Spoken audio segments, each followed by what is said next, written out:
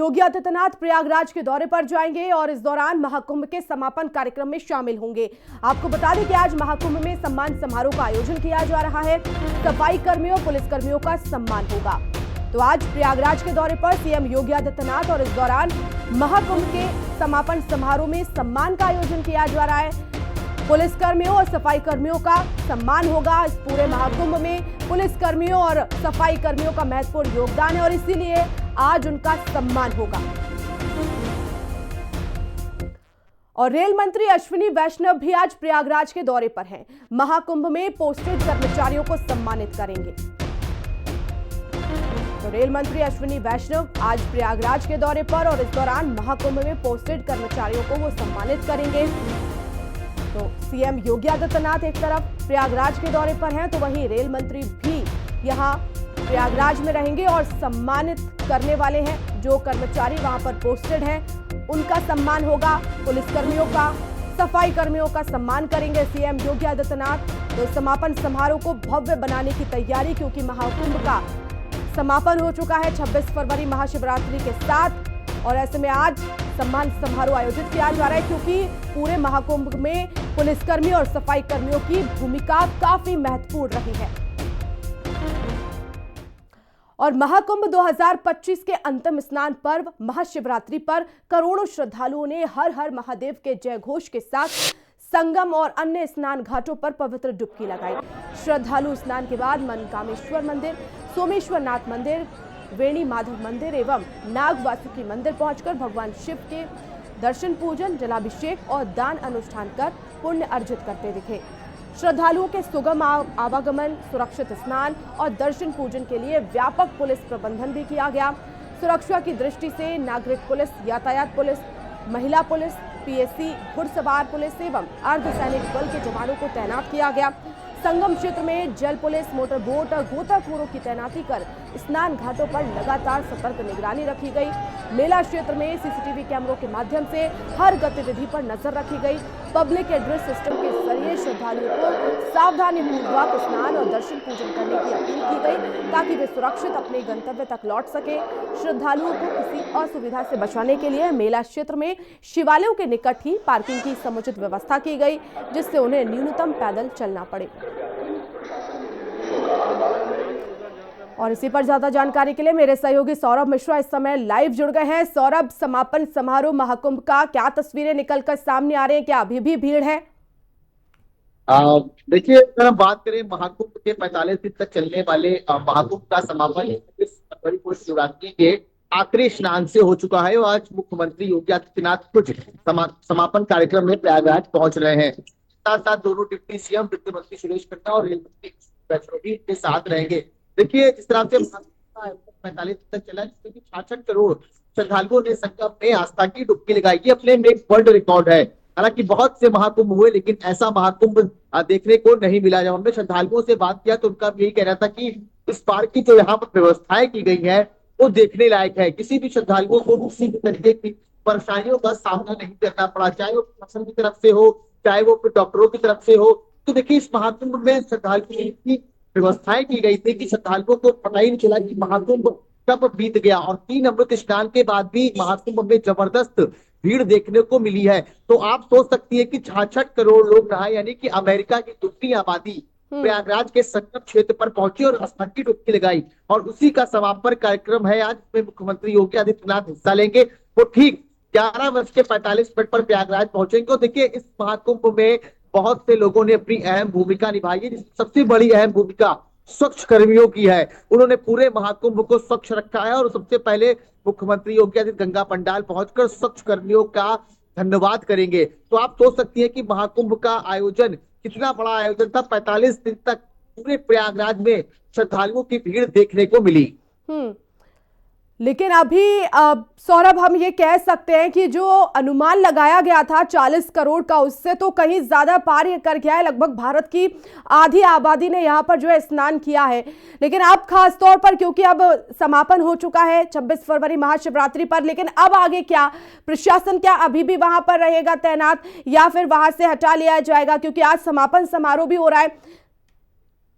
देखिए, अगर हम प्रशासन की बात करें तो प्रशासन अभी वहां पर जो 15-20 दिन रहेगा, क्योंकि देखिए पूरा मेला क्षेत्र खाली होने में काफी समय लगता है, लेकिन अभी भी श्रद्धालु थोड़ी बहुत संख्या में पहुंच रहे हैं, क्योंकि जो श्रद्धालु कल यहाँ पर पहुंच गए थे वो स्नान नहीं कर पाए थे। लेकिन आज सड़कों पर भीड़ बहुत कम देखने को मिल रही है। गाड़ियां, ये जो पार्किंग में जो गाड़ियां खड़ी थी वो बहुत कम देखने को मिल रही है।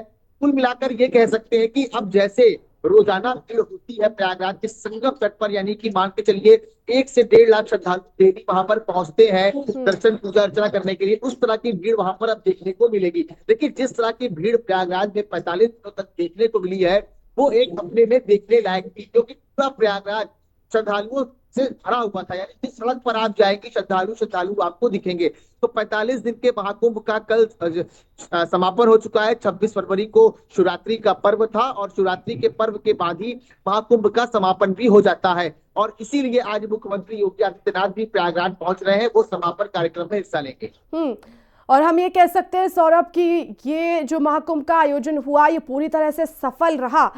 हालांकि कुछ घटनाएं सामने आई लेकिन उस पर कंट्रोल प्रशासन की तरफ से बहुत जल्दी किया गया, और सबसे अच्छी बात यह है कि लोग भी ये समझ रहे थे कि करोड़ों की संख्या में जब श्रद्धालु एक जगह पर इकट्ठे हैं तो क्राउड मैनेजमेंट बहुत जो है वो टफ है, बहुत कठिन है, एक चुनौती है। लेकिन उस चुनौती पर जो है वो बहुत अच्छे से काम प्रशासन ने किया, इसलिए महाकुंभ का आयोजन पूरी तरह से सफल रहा।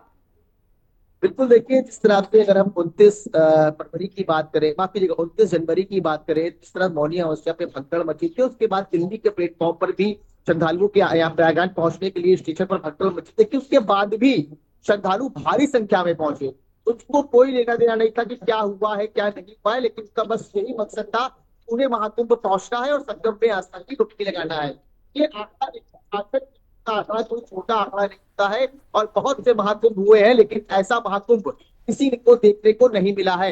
हर श्रद्धालुओं ने यहाँ पर पहुंचकर व्यवस्था की तारीफ की है, शासन की तारीफ की है, योगी मोदी जी की तारीफ की है। तो आप सोच सकती हैं कोई भी श्रद्धालु यहाँ से परेशान होकर नहीं गया है, जबकि श्रद्धालुओं को 10 से 12 किलोमीटर पैदल चलना पड़ा है, लेकिन उसके बाद भी श्रद्धालुओं में गजब का उत्साह देखने को मिल रहा था, और हर श्रद्धालु के चेहरे पर मुस्कान थी कि वो महाकुंभ पहुंचे हैं और महाकुंभ के साथ साथ महाकुंभ की ढेर सारी यादों को अपने साथ लेकर जा रहे हैं।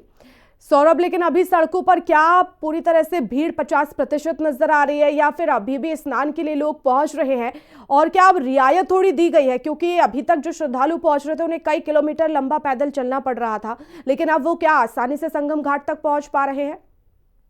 बिल्कुल, देखिए जहां जहां पे बैरिकेडिंग की गई थी रात भी खोल दिया गया है। देखिए लगातार शहरवासी भी परेशान थे, क्योंकि 45 दिन के महाकुंभ में जिस तरह से जाम देखने को मिला था तो लोगों को परेशानी हो रही थी। और देखिए आज स्कूलों की तरफ से भी आदेश आ गए हैं कि पूरे स्कूल आज खोल दिए गए हैं, यानी कि जो 1 से 8 तक स्कूल बंद थे वो आज से खोल दिए गए हैं। बच्चे अपने प्रॉपर समय पर स्कूल पहुंचेंगे। देखिए इस रोड पर खड़े हैं, रोड से श्रद्धालु जा रहे थे, लेकिन आपको इस रोड पर आज श्रद्धालु देखने को नहीं मिलेंगे, क्योंकि ये रोड कभी खचाखच श्रद्धालुओं से भरी रहती थी और यहीं पर बैरिकेडिंग किया जाता था।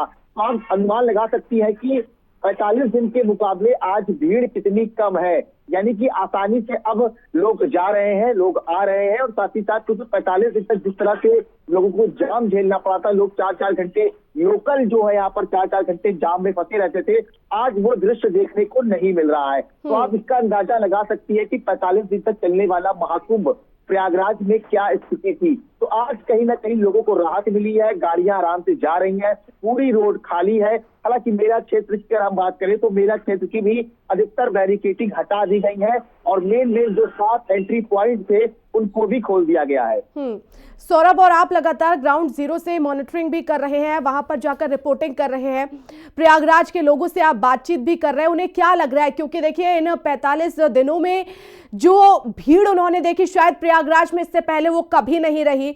हालांकि अब थोड़ी राहत मिली है, जैसा कि आप भी जिक्र कर रहे हैं कि अब लोग आराम से आ रहे हैं, जा रहे हैं, गाड़ियां चल पा रही हैं, लेकिन क्या वो अब व्यवस्था से सही है या फिर उन्हें लग रहा था कि नहीं इसी तरह से ये महाकुंभ जो है वो आगे भी जारी रहना चाहिए था? श्रद्धालुओं की भीड़ आ रही थी, इस महासंगम में आस्था की डुबकी लगा रही थी।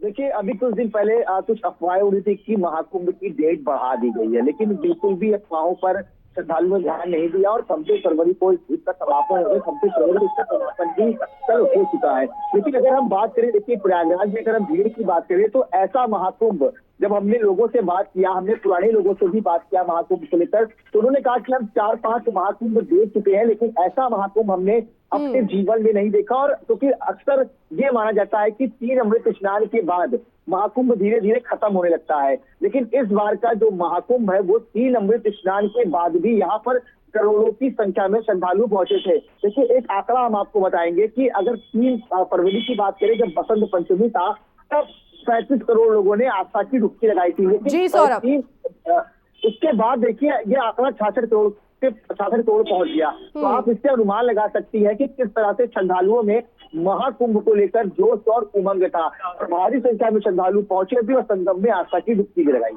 शुक्रिया सौरभ तमाम जानकारी के लिए।